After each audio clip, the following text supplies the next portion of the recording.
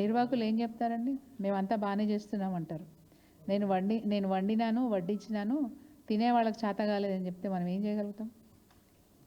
ఇప్పుడు ఒక పార్టిసిపెంట్ ఎన్నో కళలు కానీ, 24 ఏళ్ల వయసున్న ఒక మహిళ ఎన్నో కళలతోని, ఎన్నో ఆశయాలతోని తాను స్ఫూర్తిగా నిలబడాలనే ఉద్దేశంతో నేను భారతదేశానికి వచ్చాను, ఈ పోటీలో పాల్గొంటున్నానని చెప్పి స్టేట్మెంట్ ఇచ్చారు. అట్లాంటి పోటీకి వస్తే నేను చాలా స్ఫూర్తిగా నిలబడతాను చాలామందికి అనే ఉద్దేశంతో నేను వస్తే, కానీ ఇక్కడ వ్యవహారం నాకు మొదటి నుంచి కూడా అనుమానంగానే అనిపించింది. మా పట్ల ఇక్కడ నిర్వాహకులు మా పట్ల ఏదైతే ప్రవర్తన ఉన్నదో ఆ ప్రవర్తన నాకు మొదటి నుంచి కూడా అనుమానంగానే ఉంది. నేను నమ్మలేకపోయినా తర్వాత నాకు అర్థమైంది, మమ్మల్ని ఆట బొమ్మలుగా, అందమైన బొమ్మలుగా ఎగ్జిబిషన్లో పెట్టి మమ్మల్ని వాడుకుంటున్నారు, మమ్మల్ని వ్యభిచారులుగా చూస్తున్నారు. మేము వచ్చే వాళ్ళకి, వాళ్ళు ఎవరినైతే పిలుస్తున్నారో వాళ్ళకి ఎంటర్టైన్మెంట్ చేయడానికి మమ్మల్ని వాడుకుంటున్నారు. ఒక బ్యాడ్ వర్డ్ ఉంటుందండి, స్ట్రీట్ లేడీస్ అంటారు.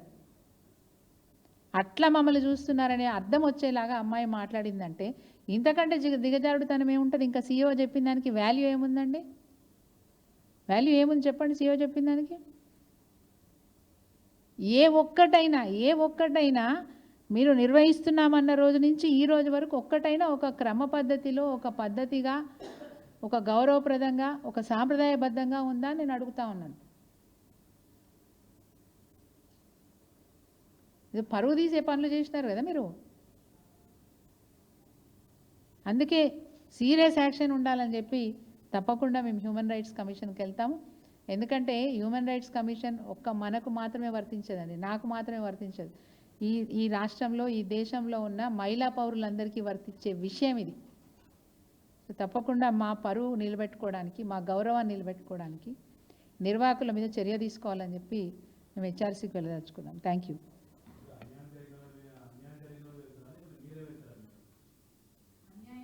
అన్యాయం జరిగింది ఒక మహిళకు, నష్టం జరిగింది తెలంగాణ మహిళలకు, నష్టం జరిగింది భారతదేశ మహిళలకు.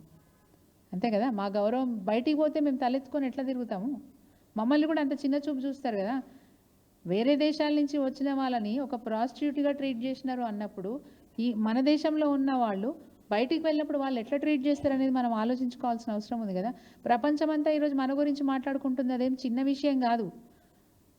ప్రపంచ పోటీలు అంటే చిన్న విషయం కాదు, ప్రపంచమంతా చర్చించుకునే పోటీలు ఇవి.